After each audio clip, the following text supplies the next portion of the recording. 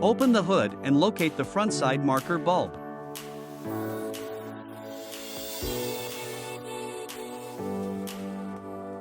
Twist the front side marker bulb counterclockwise and pull out to remove.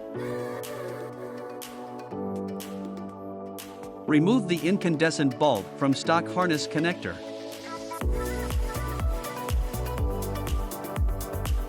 And now connect the new ALA lighting LED bulb.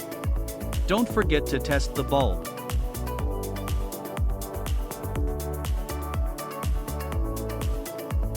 Insert LED bulb into housing opening and twist clockwise to lock.